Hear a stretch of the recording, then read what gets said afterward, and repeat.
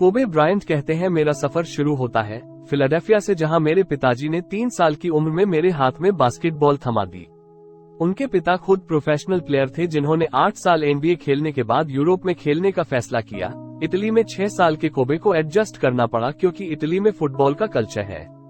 वहां basketball court में भी फुटबॉल गोल पोस्ट लगी थी, जहां बच्चे दिन भर फुटबॉल खेला करते थे।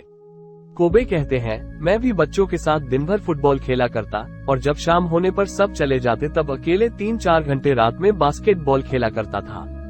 अगले 7 साल कोबे कोर्ट पर अकेले प्रैक्टिस करते रहे। उनके अकेले खेलते खेलते मेहनत करने की ड्राइव उनके अंदर प्रखर हो गई, और 13 साल की उम्र में कोबे यूएस से वापस आए। तब आते ही उन्होंने बास्केटबॉल जगत में धूम मचा दी। लगातार 4 साल हाई स्कूल को स्टेट चैंपियनशिप जिताई और देश के बेस्ट हाई स्कूल प्लेयर भी बने। उनकी मेहनत और ड्राइव को देखकर उनके कोच को पता था कि कोबे कहां तक जाने वाले हैं। कोबे ब्रायंट का ये बहुत अच्छा वर्क सिस्टम है। हमेशा लोग काम करने से कतराते हैं, किसी समस्या का हल निकालना या जब ज्यादा दिमाग या मेहनत लगती है तो लोग घबरा जाते हैं, क्योंकि बचपन से दिमाग में ये बैठा हुआ है कि दिमाग ज्यादा खर्च नहीं करना, मेहनत ज्यादा नहीं करनी। बल्कि सच तो ये है कि जितना ज्यादा मेहनत और दिमाग खर्च करेंगे, ये दोनों उतने ज्यादा तेज होते जाएंगे, और इसी पर कोबे भी विश्वास करते हैं। जे विलियम्स, जो दूसरी टीम के लिए खेला करते थे, कहते हैं कि मैं हमेशा लोगों से ज्यादा काम करता हूँ, हमेशा ज्यादा एफर्ट डालता हूँ, इसी से मुझे कॉन्फिडेंस मिलता है। उस दिन शाम को 7 बजे गेम था। मैंने सोचा कि मैं 3 बजे जाकर 400 शॉट्स की प्रैक्टिस करूंगा, फिर रिलैक्स होकर गेम के लिए रिकवरी करूंगा। जब 3 बजे पहुंचा तो देखा कि कोबे ब्रायंट पहले से ही लगे हुए थे। फिर मैंने 1 घंटे प्रैक्टिस की। जब मैं थक गया था तब भी कोबे लगे हुए थे। विलियम्स कहते हैं कि जब मैं आया था तब भी कोबे पसीने से लथपथ था, और अभी भी वह नहीं रुका था। कोबे प्रैक्टिस में टाइम पास नहीं कर रहा था, अच्छे खासे गेम मोड में प्रैक्टिस कर रहे थे।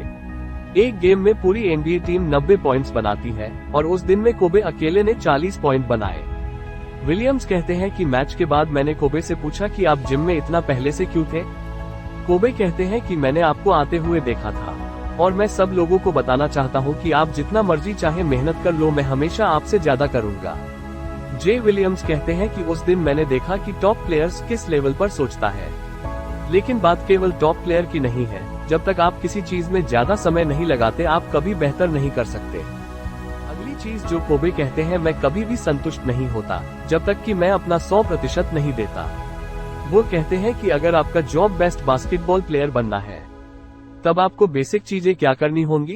आपको गेम में काम आने वाली स्किल्स पर काम करना होगा, और साथ में मेंटल और फिजिकल ट्रेनिंग भी करनी होगी।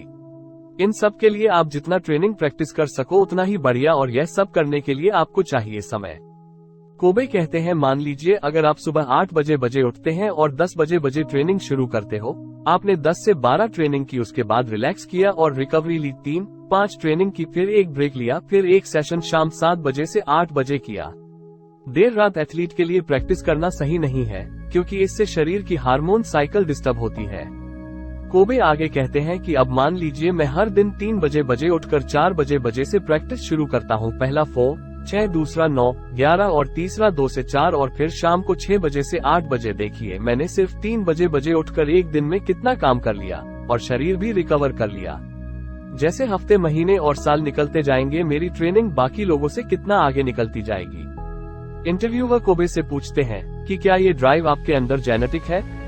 कोबे कहते हैं कि मेरे हिसाब से तो ये कॉमन सेंस है, क्योंकि मैं बाकी प्लेयर्स का रूटीन जानता हूँ। अगर मुझे एडवांटेज बनना है तो मुझे ज्यादा ट्रेनिंग करना पड़ेगी।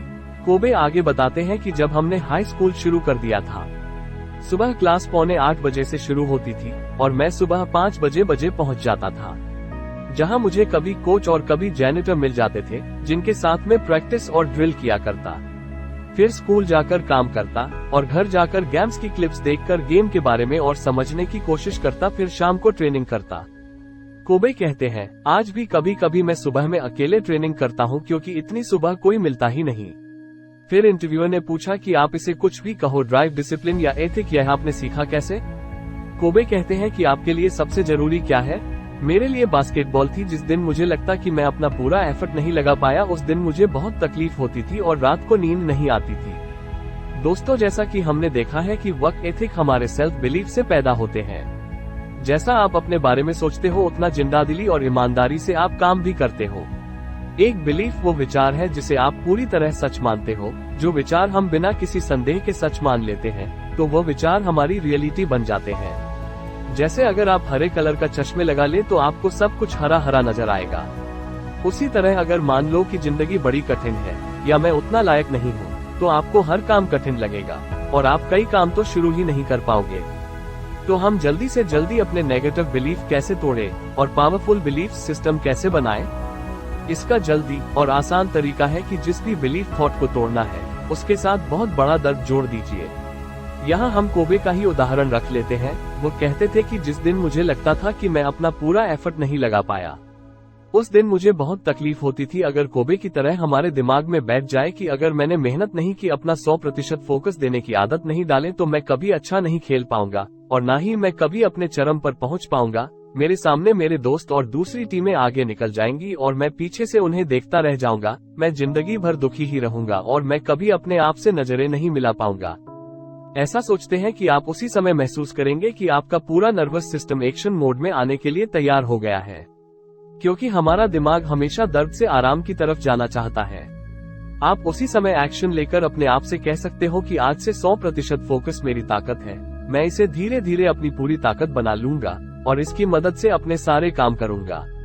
और हम जैसे एक्शन लेकर 1 इंच लगाते जाएंगे, वैसे वैसे पावरफुल बिलीफ से वर्क एथिक की दीवार खड़ी होती जाएगी।